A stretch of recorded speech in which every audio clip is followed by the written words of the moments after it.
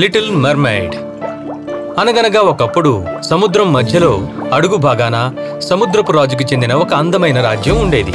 అతను తన 6 కూతుళ్లతోనూ వృద్ధురాలైన తల్లితోనూ కలిసి జీవించేవాడు. అతను కూతుర్లందరినీ ప్రేమగా చూసుకునేవాడు. కానీ లిటిల్ మర్మైడ్ అయిన ఈవా అంటే ఆయనకి మరింత ఇష్టం. ఒకరోజు ఆయన 5వ కుమార్తెకి పుట్టినరోజు. అందరూ రాజు కోర్టుకి ఆ ఉత్సవానికి వచ్చారు. Happy birthday my dear sweet child.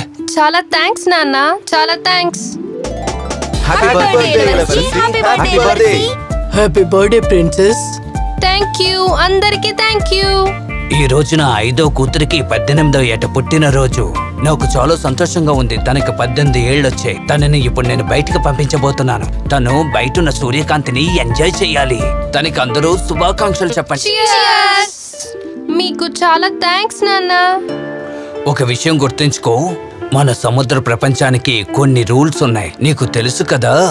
దాన్ని మనం గౌరవించాలి, దాని ప్రకారమే నడుచుకోవాలి. మనం ఈ సముద్రంలోనే జీవించే వాళ్ళం. ఎక్కడున్నా ఎక్కడికే రావాలి. చాలా జాగ్రత్తగా ఉండాలి. ఎట్టి పరిస్థితుల్లోనూ నరుల కంట పడకూడదు. నాన్నగారు, నేను ఈవాతో వెళ్ళనా? ఇది నువ్వు వెళ్ళవలసిన సమయం కాదు. కానీ నేను ఇంతవరకు మనుషుల్ని చూడనే లేదు. ఓ ఈవా, నీకు 18 ఏళ్ళు వచ్చాక నిన్ను కూడా బయటికి పంపిస్తాను. ఓ లేదు, మీ దగ్గర నేను క్షమాపణలు అడగాలనుకుంటున్నాను ప్రిన్సెస్. మా నాన్నగారికి నేనంటే ఇష్టం లేదు. మీరంటే ఆయనకు చాలా ఇష్టం. ఆయన మీతో ఈ సముద్రంలో కొన్ని రూల్స్ ఉన్నాయని చెప్పారు కదా. మీకు 18 ఏళ్ళు అయిన తర్వాత మీరు కూడా చక్కగా వెళ్ళొచ్చు. నిజమా? హే, సరేరా, మనం ఫిష్ బాల్ ఆడుకుందాం.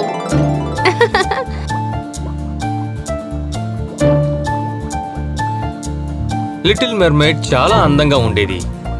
సముద్ర జంతువులన్నిటినీ ప్రేమగా చూసుకునేది. ఆమె అంటే అందరికీ ఇష్టం.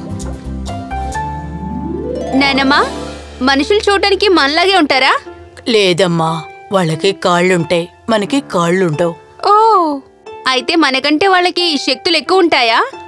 లేదమ్మా, మన వాతావరణాన్ని ఎలా కాపాడాలో వాళ్ళకి తెలియదు. మన సముద్రాన్ని కూడా మలినం చేసేది వాళ్లే. వాళ్ళు ఎక్కువ సంవత్సరాలు జీవిస్తారా? లేదు, ఎక్కువ కాలం జీవించరు. వాళ్ళు జీవిత కాలం 100 ఏళ్లు మాత్రమే. కొంతమందికి తక్కువ వయసు కూడా ఉండొచ్చు. మనం ఎన్ని సంవత్సరాలు జీవిస్తాం? ఆ దేవుని పుణ్యం వల్ల మనం 300 ఏళ్లు బతుకుతాం, తెలుసా నీకు? ఒకవేళ మనం చనిపోతే మనం ఇంకో ప్రాణిగా ఈ సముద్రంలోనే మళ్ళీ పుడతాం. ఇంకో ముఖ్యమైన విషయం ఏమిటంటే, మంచి పనులు చేసేవాళ్ళు ఎప్పటికీ చనిపోరు. మంచి పనులు చేసామంటే మనం చిరకాలం జీవించే ఉంటాం. చెప్పింది నీకు అర్థమైందా? మీరు చెప్పేది నిజమేనా నానమ్మా? సరే సరే, ఇప్పటికే ఆలస్యమైంది, వెళ్ళి నిద్రపోమ్మా. Good night. గుడ్ నైట్ నానమ్మా. మనుషుల్ని చూడాలనే కోరికతో ఈవా రోజులు లెక్క పెడుతోంది. రోజులు గడిచే కొద్దీ మనుషుల్ని చూడాలనే లిటిల్ మెర్మైడ్ కోరిక కూడా ఎక్కువయింది. ఆమె 18వ పుట్టినరోజుకి ముందు రాత్రి ఆమెకు నిద్ర పట్టలేదు. రాజు కోర్టుకి వెళ్లిన వెంటనే ఆమెకు పుట్టినరోజు శుభాకాంక్షలు చెప్పేందుకు అక్కలందరూ అక్కడికి వచ్చారు. ధన్యవాదాలు, మీ అందరికీ ధన్యవాదాలు. Happy birthday my darling Eva.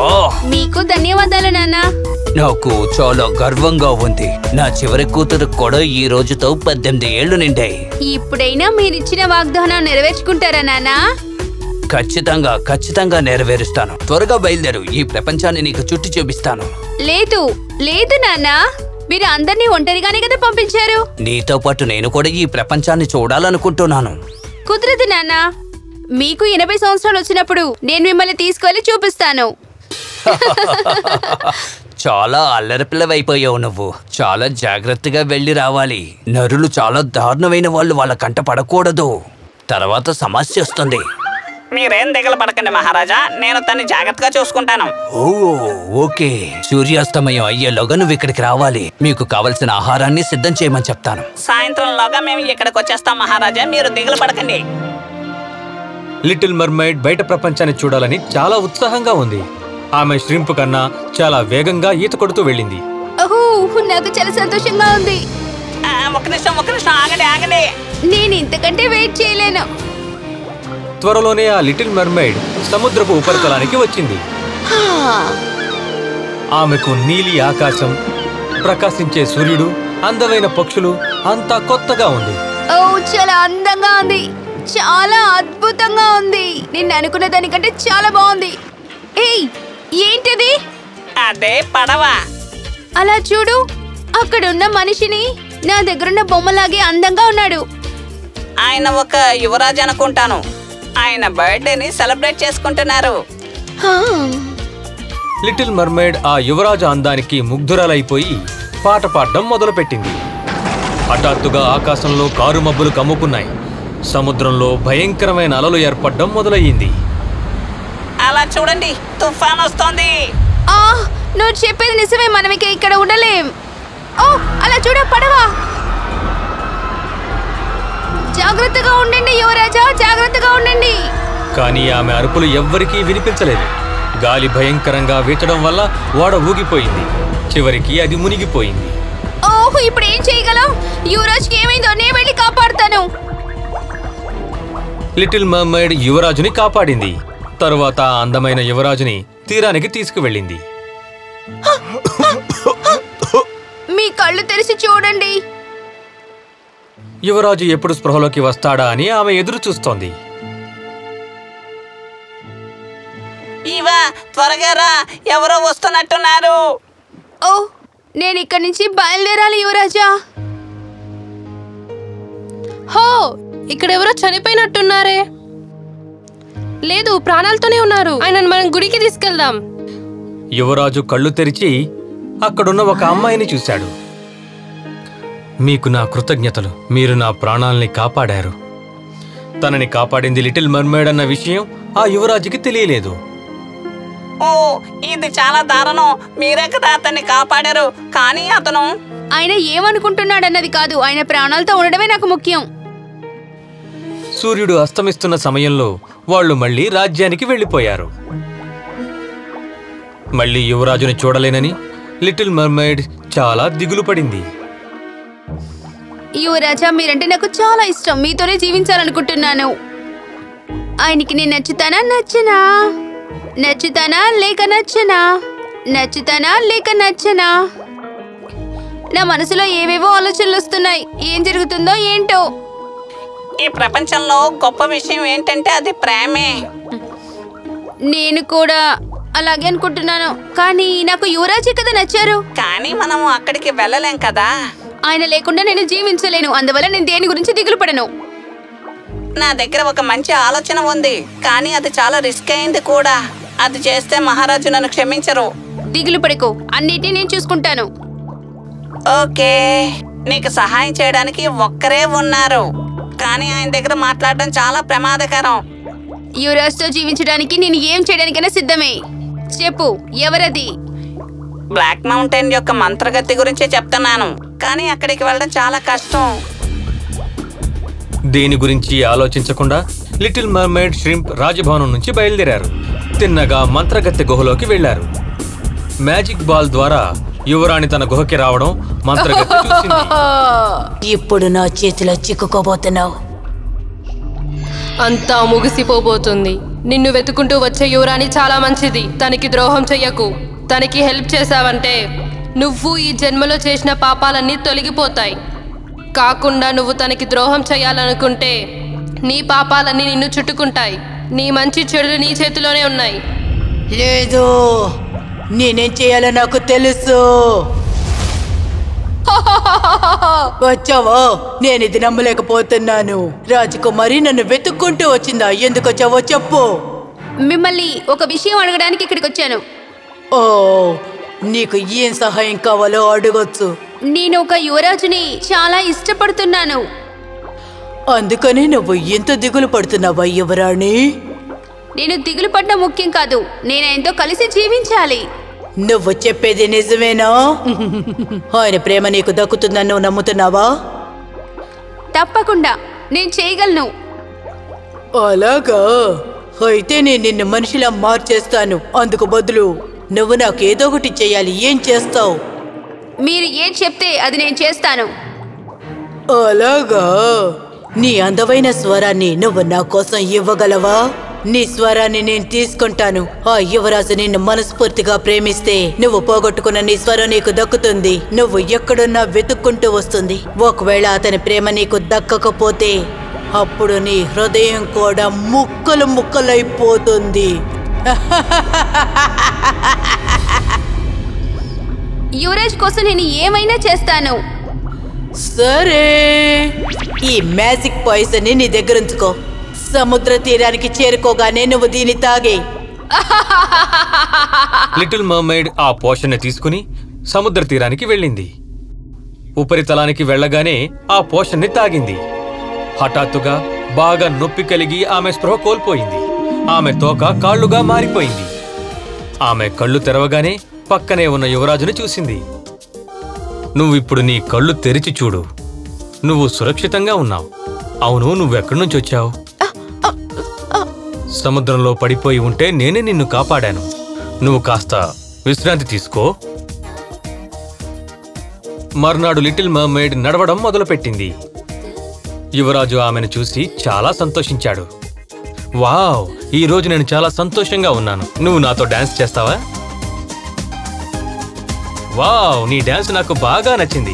నేను ఈ రోజుని మర్చిపోలేను. నా జీవితంలో ఇది ముఖ్యమైన రోజు. చూసావా, యువరాజుకి నువ్వు బాగా నచ్చావు. హే, అటు చూడు, మా నాన్నగారు వస్తున్నారు.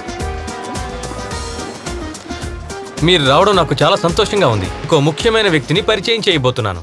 తనే నా ప్రాణాలు కాపాడింది. ఈ అమ్మాయి అంటే నాకు చాలా ఇష్టం. తనని పెళ్లి చేసుకోవాలనుకుంటున్నాను. ఇలా చూడు బాబు, నీ సంతోషమే నా సంతోషం. లిటిల్ మర్మైడ్ మనసు గాయపడింది. నాకు కలిగిన ఈ బాధ ఇంకెవరికీ కలగకూడదు. మహారాజు యువరాజు వివాహాన్ని ప్రకటించాడు. నేను ఆయన్ని కోల్పోయాను. ఆ మంత్రగత్తె చెప్పినట్టుగా చనిపోవడం తప్ప నాకు వేరే దారి లేదు. నేను సముద్రంలో దూకి నా ప్రాణాలు తీసుకుంటాను. ష్రింప్ వెంటనే రాజభవనానికి వెళ్లి మహారాజుకి, అక్కలకి, అందరికీ జరిగింది చెప్పాడు. ఓ గాడ్, నా కూతుర్ని మీరే కాపాడాలి. దీనంతటికీ కారణం ఆ మంత్రగత్తె అని తెలుసుకున్నాను.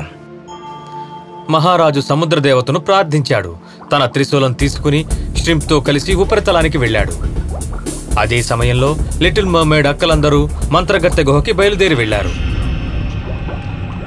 మా చెల్లికి ఇలా జరగడానికి నువ్వే కారణం. నువ్వు చేసిన తప్పులని నువ్వే సరిచేయాలి. అర్థమైందా? అవును, నిన్ను బతిలాడుకుంటున్నాం. ఎలాగైనా పని నువ్వే చేయాలి.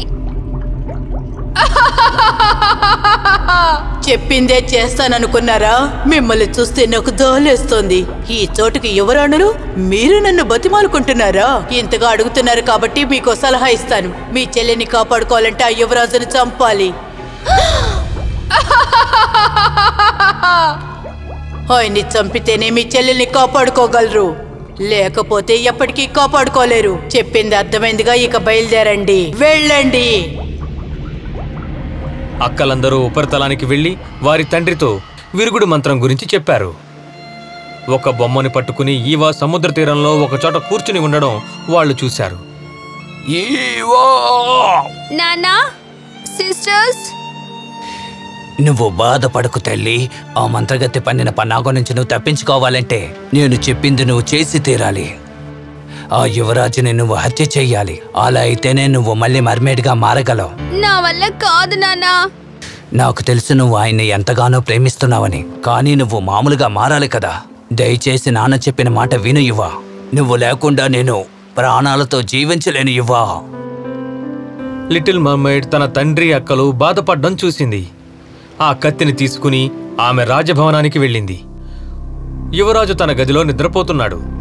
ఆ కత్తితో ఆమె యువరాజుని చంపాలని ప్రయత్నించింది. ఓరి దేవుడా, ఇది నేను చెయ్యలేను. హత్య చేయడానికి బదులుగా నేను చనిపోవడమే మేలు. ఆయనకి నచ్చిన వాళ్ళని పెళ్లి చేసుకొని ఆయన సంతోషంగా ఉండనివ్వండి. మీరు సంతోషంగా ఉండాలి. ఆమె తన తండ్రి, అక్కలో ఉన్న చోటికి తిరిగొచ్చింది. కానీ ఆ కత్తికి రక్తం లేకపోవడం చూసి వాళ్ళు ఆశ్చర్యపోయారు. సూర్యుడు ఉదయించబోతున్నాడు. ఆమె సముద్రపు ఒడ్డుకు వెళ్లి బొమ్మను చేత్తో పట్టుకుని సముద్రంలో దూకింది. నా ప్రాణాలు తీసుకోవడం తప్ప నాకు వేరే దారి లేదు. మిమ్మల్ని నేను మర్చిపోను. గుడ్ బై నానా. గుడ్ బై సిస్టర్స్, అందరూ నన్ను క్షమించండి. Good bye. హఠాత్తుగా ఒక అదృశ్య శక్తి ఆమెను నీటిలోంచి పైకి లేపింది. హఠాత్తుగా ఎయిర్ ఫెరీస్ అక్కడికి వచ్చి ఆమెను సముద్రంలోంచి బయటికి తీసుకొచ్చారు. ఓ గాడ్ మదర్స్, చాలా థ్యాంక్స్, మీరు నా కూతురు జీవితాన్ని కాపాడారు. నేనిప్పుడు ఎక్కడున్నాను? నువ్వు తీసుకున్న నిర్ణయం సరైంది కాదు. మేము ఎయిర్ ఫెరీస్. ఇక నుంచి నువ్వు మాతోనే ఉంటావు, ఎందుకంటే నువ్వు అందరికీ సాయం చేస్తున్నావు. ఎవరికి ద్రోహం చేయాలన్న ఆలోచనే లేదు. అందువల్ల నీకు మరణం అన్నది లేనే లేదు.